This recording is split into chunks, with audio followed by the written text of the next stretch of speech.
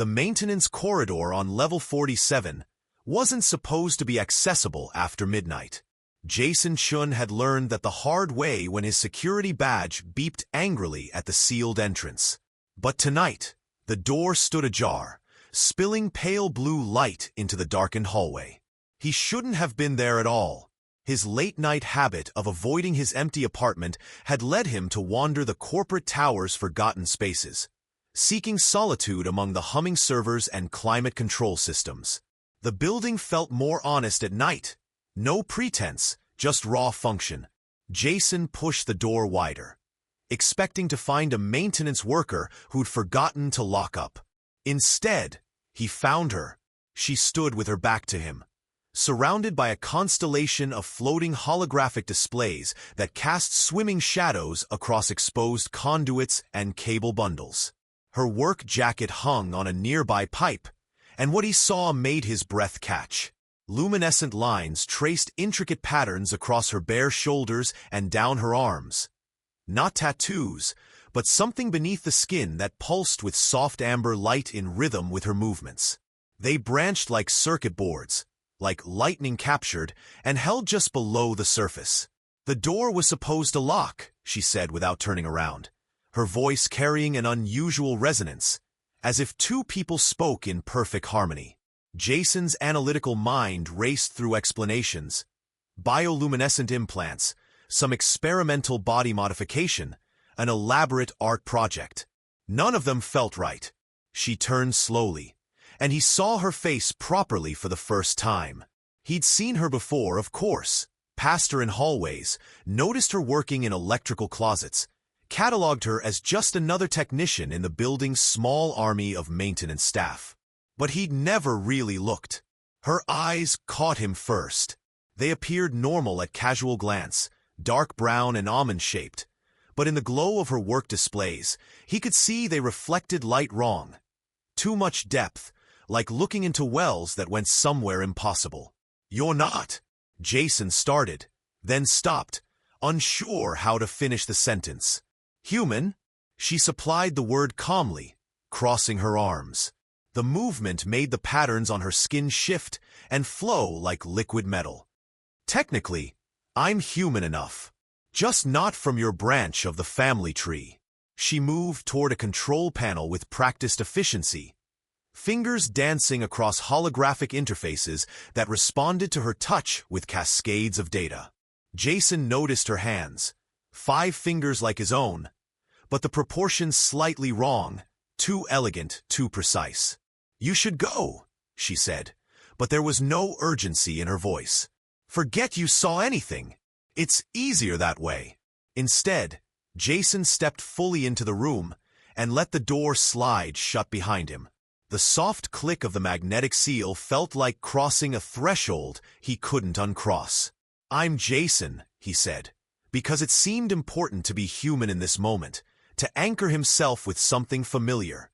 She studied him for a long moment, then offered a small smile that transformed her face from mysterious to beautiful. "Call me Vera." Over the following week, Jason found himself inventing excuses to linger near level 47. He told himself it was curiosity, scientific interest in an impossible discovery. But he knew it was more than that. Vera didn't seem surprised when he appeared again 3 nights later. She was rewiring a junction box, her hands moving with impossible speed and precision, the bioluminescent patterns on her skin brightening as she worked. "You're persistent," she observed, not looking up from her task. "I'm thorough," Jason corrected, leaning against the doorframe. "It's my job. Data analyst. I know what you do." She finally glanced at him, those strange eyes catching the light. "I know everyone in this building. It's part of my mission." Mission. The word hung between them. "So this isn't just about keeping the lights on." Vera set down her tools and faced him fully. In the confined space of the electrical room, he could smell her. Not perfume, but something like ozone and honey, sweet and electric. "My people have been watching yours for a long time," she began, her voice taking on a cadence that suggested this was a rehearsed explanation. though she'd never expected to give it. We're not invaders. We're observers. Cousins, separated by circumstance and evolution. Cousins, Jason repeated skeptically. She moved closer, close enough that he could see the patterns on her skin weren't just light. They were moving, flowing beneath the surface like rivers of molten gold. Your ancestors stayed on Earth. Mine left during the last ice age, adapted to different conditions, different physics. We've been coming back for generations, living among you learning. Why disguise yourself as an electrician? Vera's laugh was unexpected and genuine. Because people don't look at electricians.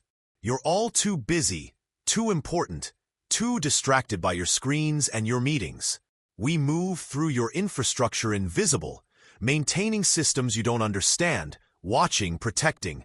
Protecting us from what? Her expression darkened. From yourselves, mostly. From technologies you're not ready for.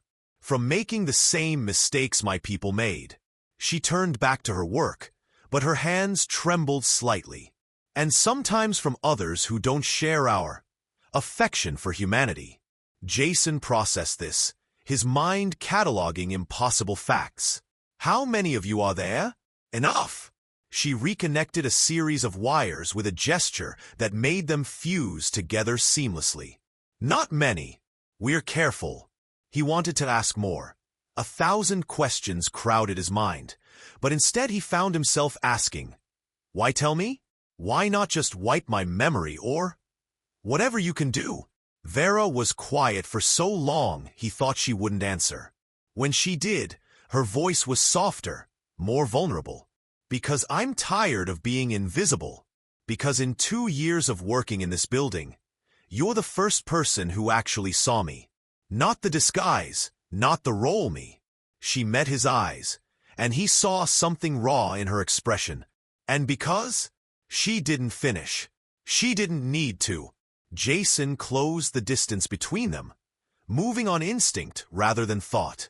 When he touched her arm, the luminescent patterns flared brighter, spreading like ripples in water from the point of contact. Your skin, he breathed. It responds to touch. To emotions, Vera corrected, but she didn't pull away. It's hard to control sometimes. The patterns were racing now, spiraling up her arms, across her shoulders, disappearing beneath her shirt. In the blue light of the electrical room, surrounded by humming machines and flowing data, Jason kissed her. Her lips were warm, soft, completely human in their response. But when she kissed him back, he felt something else. A current, gentle but undeniable. Like touching a live wire that somehow didn't hurt, only intensified every sensation. When they broke apart, both breathing hard, her entire visible skin was glowing. This is complicated, Vera whispered. I specialize in complicated data sets, Jason replied, and she laughed again, that beautiful, unexpected sound. They began meeting regularly, always in the forgotten spaces of the building. Maintenance rooms, server closets, the rooftop access chamber where cooling units hummed their mechanical lullabies. Vera taught Jason to see the city differently, to recognize her people's subtle fingerprints in infrastructure that ran too smoothly, in systems that never quite failed. There, she'd point out, showing him monitoring stations hidden in plain sight. And there, we're everywhere, keeping things running. But it wasn't her people that fascinated Jason. It was her. The way she moved with unconscious grace. How her face transformed when she explained some technical concept, passion lighting her features. The small vulnerabilities she revealed in quiet moments. 3 weeks after their first real conversation, they were alone in a forgotten office on level 52, surrounded by decommissioned equipment. Vera had been showing him something about quantum communication arrays, but Jason had stopped paying attention to her words, focused instead on the way candlelight from emergency fixtures made her skin glow. You're not listening, she accused, but her smile said she didn't mind. I'm listening to something else, Jason said, pulling her close. This time when they kissed, there was no pretense of it being accidental or impulsive. Vera's hands found his chest, and he felt that current again, stronger now, making his heart race. Her jacket slipped from her shoulders, revealing the full complexity of the patterns that marked her. They covered her back in spiraling mandalas, flowed down her spine in rivers of light. "Beautiful," Jason whispered, tracing one of the lines with his finger. Where he touched, the light brightened, and Vera gasped. "Sensitive," she explained, her voice catching. "Everything's more intense for us." "Touch sensation." She looked up at him, eyes dark with want. "Emotion." Jason explored the landscape of her skin, learning which touches made the patterns flare, which made them pulse in rapid succession.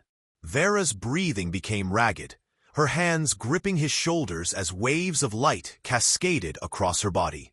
She pulled his shirt over his head with trembling fingers, then pressed her palms flat against his chest. The sensation was electric, literally. Current flowed between them, not painful but intensely pleasurable, making every nerve ending sing. "Is this safe?" Jason managed to ask. "For you? Probably." Vera's laugh was breathless. "For me? I don't care." They shed the rest of their clothes slowly, reverently, exploring each other with hands and mouths and whispered words. Vera's entire body glowed now, the patterns so bright they cast shadows on the walls.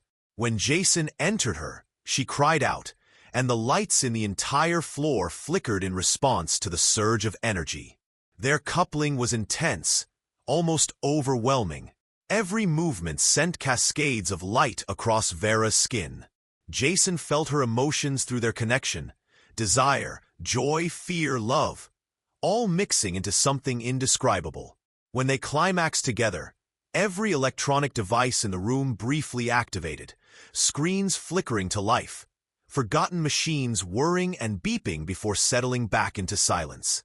Afterward, they lay tangled together on his discarded jacket, Vera's head on his chest, her skin still glowing softly in the darkness. "That's never happened before," she admitted quietly. "The energy discharge. I've never lost control like that." Jason kissed her forehead. "Never. Never with someone I."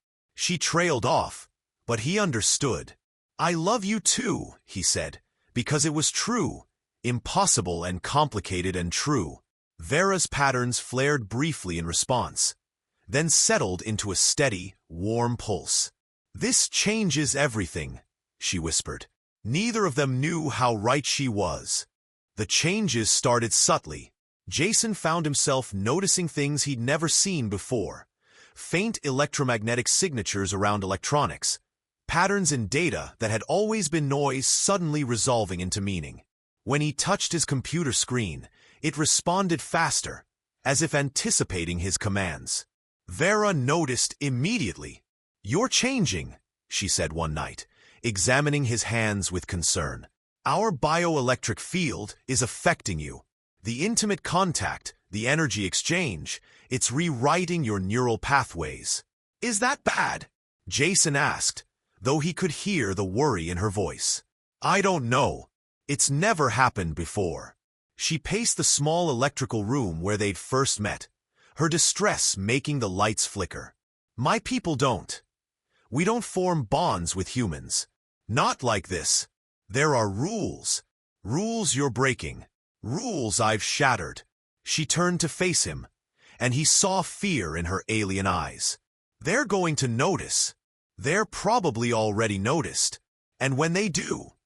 She didn't finish, but Jason's enhanced perceptions picked up her elevated heart rate, the way her bioluminescent patterns pulsed with anxiety. "When they do what?" he pressed. "They'll separate us. Send me somewhere else, maybe off-world. Erase your memories." She moved to him, taking his hands. "Or worse, they might decide you know too much, that you're too changed to be safe."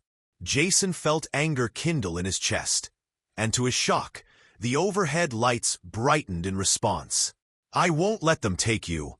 You don't understand what they're capable of." "Then help me understand."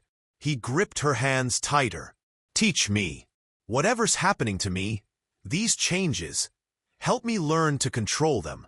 If I'm becoming something more than human, let's use that.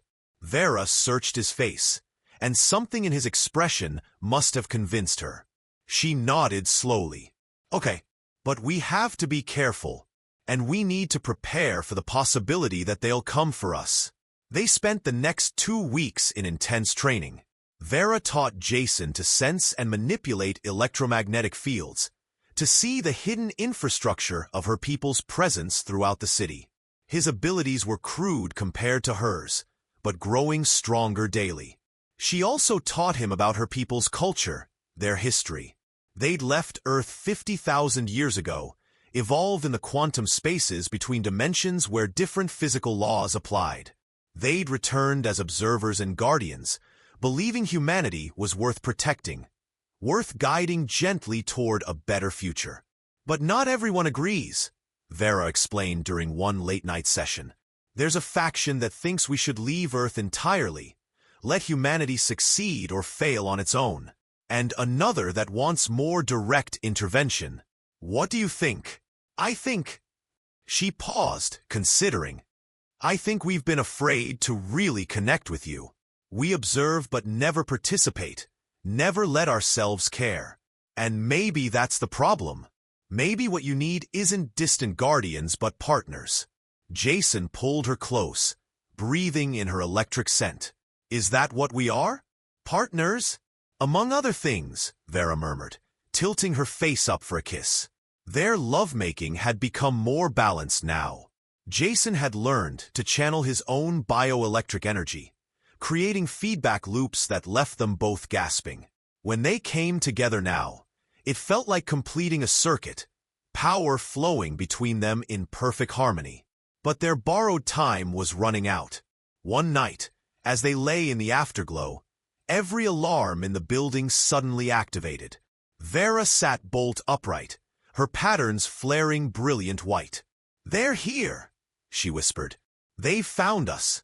Jason felt them too, presences moving through the building, unlike anything human. More like Vera but different, colder, more alien. "The Council," Vera said, already reaching for her clothes. "The governing body. They'll want to question us both." "Together?" Jason asked, dressing quickly. She looked at him with desperate affection. "No matter what happens, know that you've given me something I never expected. You've made me feel alive in a way my people haven't felt in millennia." "This isn't goodbye," Jason said firmly. "I hope you're right." The door to their sanctuary slid open, revealing 3 figures silhouetted against the harsh corridor lights. "Vera, 47. One of them spoke, voice resonating with harmonic overtones. "You have violated Protocol 7. You will come with us." Jason stepped in front of her, his own newly awakened abilities making the lights pulse. "She's not going anywhere without me." The figures regarded him with surprise, and Jason realized they'd never encountered a human who could sense them before. "Fascinating," the speaker said. "It seems we have much to discuss." The council chamber existed in a space that Jason's human brain struggled to process. Dimensions folded impossibly, walls that were somehow both solid and permeable, light that came from everywhere and nowhere. 3 figures sat in judgment, their bioluminescent patterns marking them as elders of Vera's people. But Jason and Vera stood together, hands clasped, and he refused to be intimidated. "You claim to love her," the eldest council member said, their voice like wind chimes in a storm. "But do you understand what that means? The complications, the impossibilities?" "I understand that love doesn't ask permission," Jason replied. "I understand that she's become essential to me. And I understand that your rules are designed to prevent exactly what we represent. Real connection between your people and mine. Those rules exist for good reason," another council member interjected. "We are observers, not participants. We must remain separate to maintain objectivity."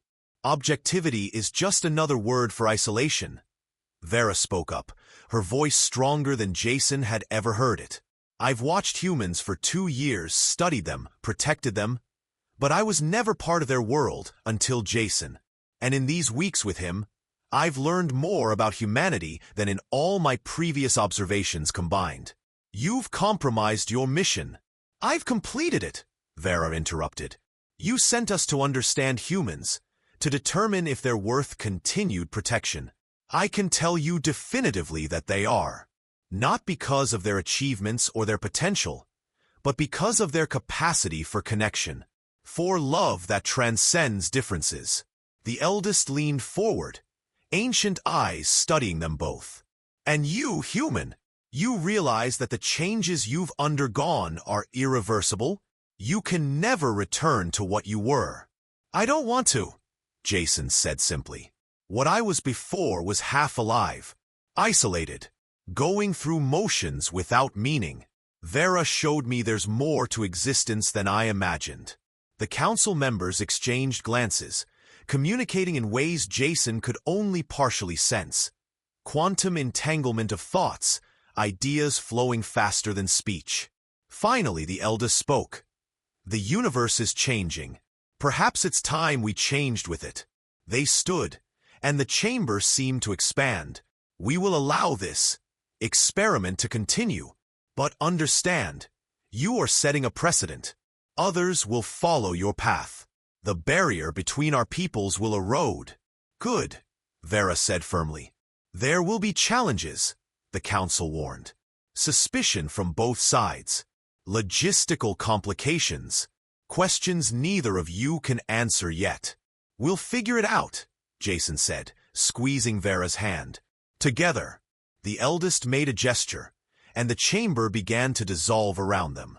Then go, live, love.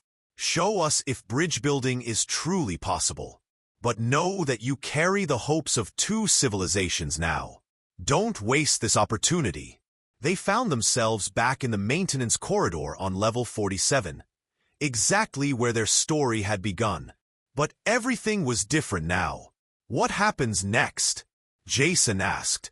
Vera smiled, her patterns glowing with joy. We define it ourselves. I'll continue my work, but openly now, with you beside me. We'll introduce you to others like me, help you master your abilities, and we'll show both our peoples that connection is possible. Sounds complicated. Terribly, she agreed, pulling him close. But I've learned that the best things usually are. They kissed there in the corridor, not hiding anymore, not afraid. Around them, lights flickered in response to their combined bioelectric field. Not a malfunction, but a celebration. 2 forms of life, 2 expressions of consciousness, finding harmony. In the weeks that followed, they became ambassadors of a new era. Vera introduced Jason to other observers. The coffee shop barista with eyes that saw in spectrums humans couldn't perceive. The subway driver who could navigate quantum shortcuts through space. The librarian whose touch could absorb entire books instantly. All of them had been watching, waiting, hoping for permission to truly connect. Jason, meanwhile, helped translate between worlds. His hybrid nature made him perfect for bridge building, understanding both human limitations and alien possibilities. He became a teacher, showing other humans how to perceive the hidden infrastructure that had always surrounded them. Their apartment, they moved in together after a month, became a gathering place for both species. Dinner parties where humans and aliens mingled, sharing stories, building friendships, falling in love. Each connection made both people stronger, more complete.